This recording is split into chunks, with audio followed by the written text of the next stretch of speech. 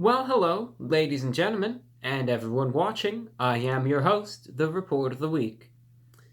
Well, first and foremost, I know I haven't said the usual intro in a while, so I guess I'll just get it out of the way now. Hello, everyone. This is Running on Empty Food Review. Well, I know it's not really a food review, though I will talk about food a little bit. I will. It's not going to be a full-blown food review, but I'll talk about food a little bit.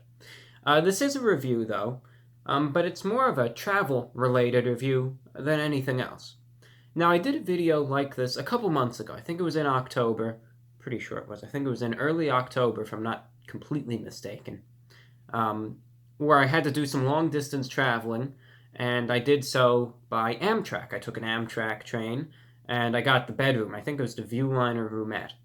And I decided to document my travels and my excursions and all of the exciting, exuberant experiences therein.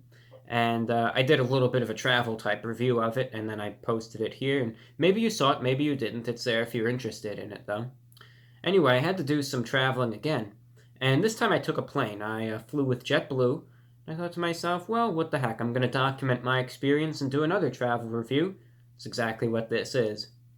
Now, I should mention first and foremost, if you were hoping that I bought the $5,000 first class seats that didn't even exist on this flight and reviewed that experience, I'm afraid you'll be disappointed. Instead, I just got the regular seats, which came out to be around like $140 or so, and I kind of documented my experience. So this is just a little bit of a travel review for JetBlue and kind of a discussion of my experiences with it. All right, got the water break taken care of. We got everything. I got the little JetBlue note over my shoulder there. I don't know if you could read it, but it says JetBlue on it. I got the water glass, and we also have our little mini bottle of Tabasco sauce for good luck. There it is. That's going to keep us company here. I'm going to put it up here next to the camera so I have to stare at it every time I look at the camera. There it is. So first and foremost, the flight. It wasn't a very long flight. It was kind of a regional flight. I left out of Orlando International Airport, which is a pretty good airport. It's a big airport. It's a busy one.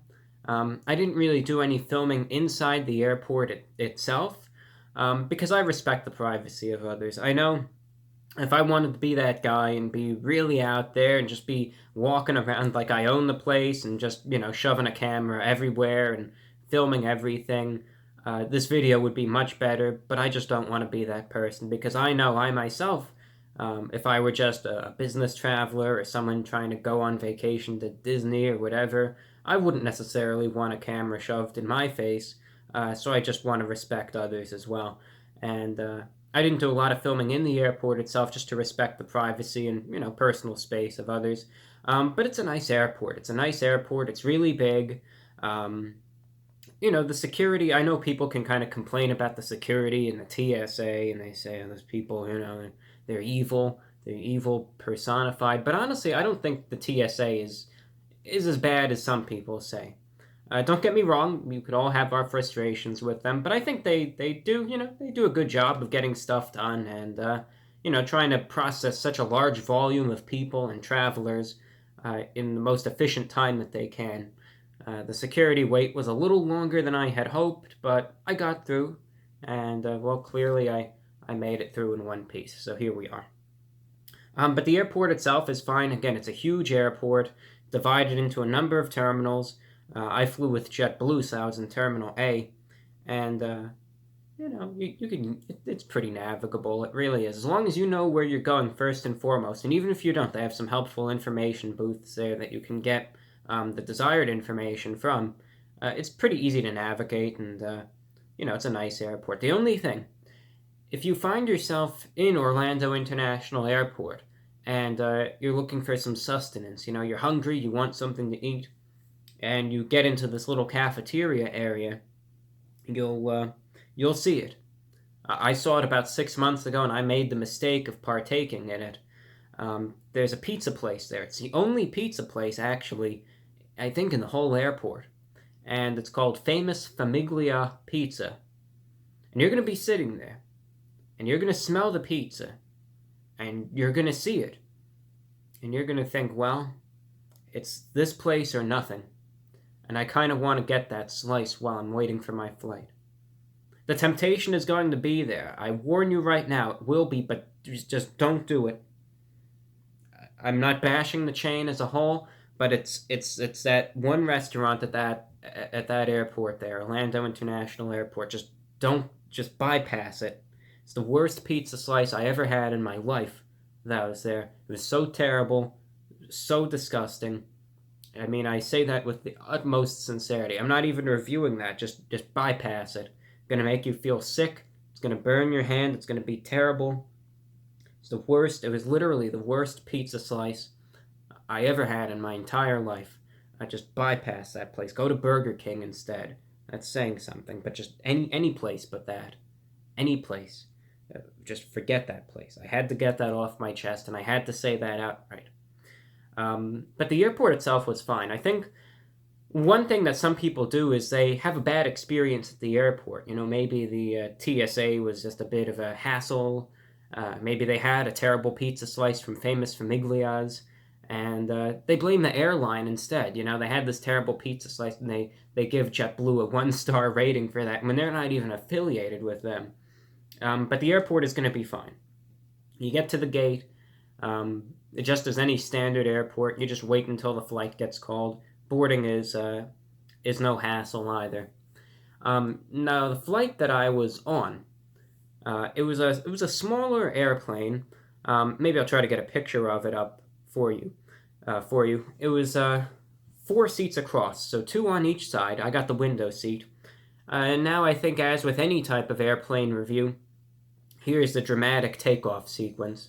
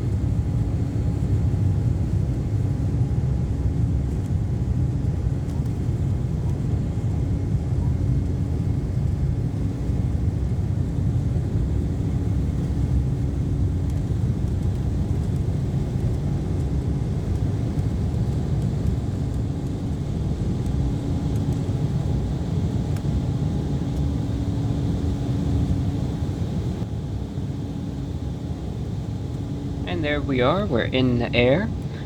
You can see taking off from Orlando International Airport there. A smooth takeoff. It was a very smooth takeoff. The only things you could see right there, the camera kind of moving around a little bit.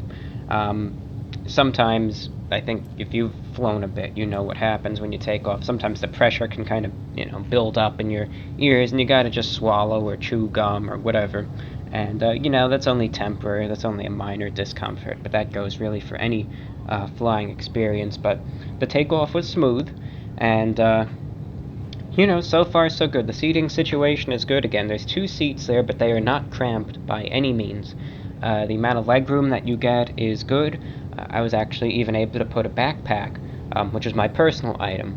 If you get the cheap seats, which is what I got, you get a carry-on item and a personal item, which is good for me because I travel light. I actually only brought the backpack with me, and I just put that under the seat in front of me. So even with that backpack there, I had plenty of legroom, as you'll see in subsequent clips. But it worked out good. The seat itself is soft, it's comfortable, you get the armrest, and they give you a good amount of room between your seat and the seat of the person next to you. And this goes for the smaller planes like this one that just have 2 seats next to each other, as well as the larger ones with 3 seats next to each other. So this next series of subsequent clips, now that we're in the air, will just briefly show kind of some of the accommodations that you get, including the snacking accommodations, which include some complimentary soft drinks, and small little snacks like chips and pretzels. You can get some food and some alcoholic beverages at an additional charge. It varies by flight. You have a console on the back of your screen where you can listen to music, watch TV, free of charge as long as you have headphones. I'll show you the little panel that comes above your seat with some reading lights, as well as a little button to call the flight attendant if needed. Also, a little bit of an illustration as to the leg room, the little volume control on the armrests, as well as the little pouch on the back of the seat. So enjoy for some more glorious voiceover. As you can see there's a little screen in the back of your seat, which I would recommend that you really do a lot of utilization of. The controls of it are on the armrest, as well as a little plug for earphones. You can see you can get a map of the flight right there.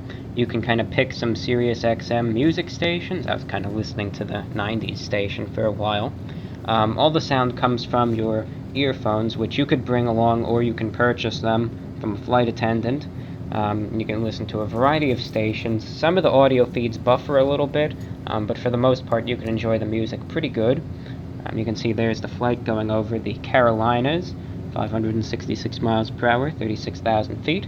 You could also change the screen to watch live television. There's the Weather Channel, getting that. Oh, there's CNBC. There's Kramer. Yeah, that's always a good show right there. He's going off on something. There's the news, if you want to catch up on current events.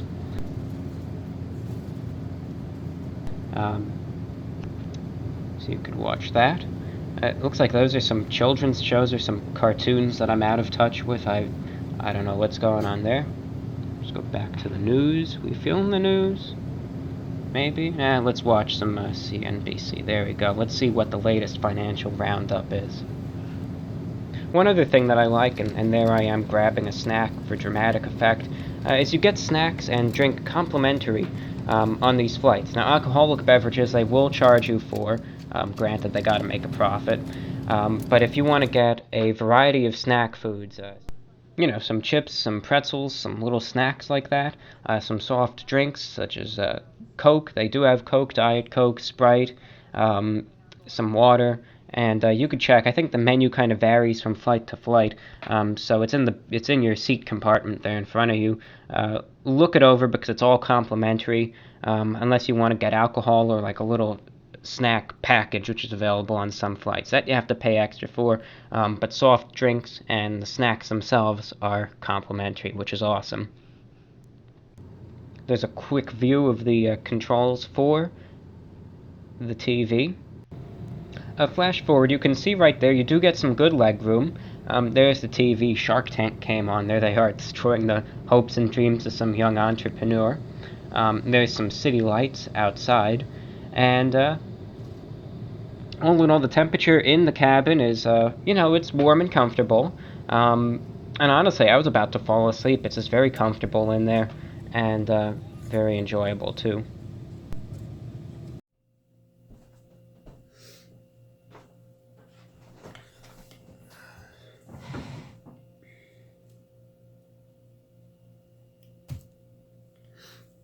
So that was those are the clips that I had. I know it was absolutely glorious, and if you really want, you can just replay it over and over and over.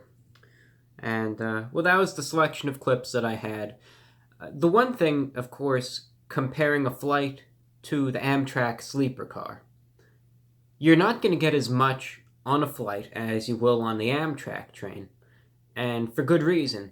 Amtrak, of course, is a lot slower than a JetBlue flight. This flight was going almost 700 miles per hour, whereas the train at its absolute fastest can go maybe 160 or so, which will still get you to your destination, but of course, the main advantage of flying is to get you from point A to point B in the most timely manner possible.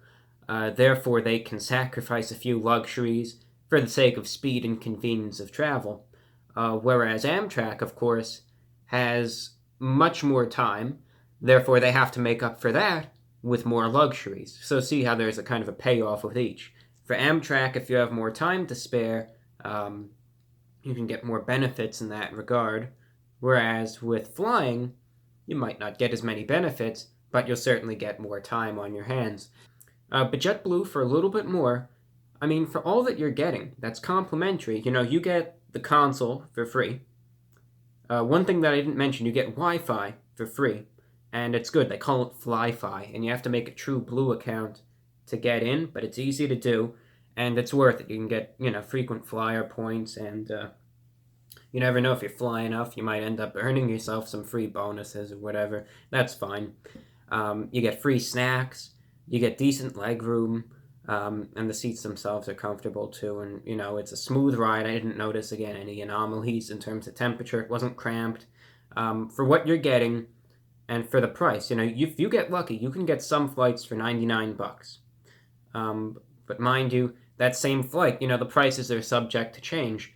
For instance, one flight that was $99 on one day, I checked it a number of days later and it was $300.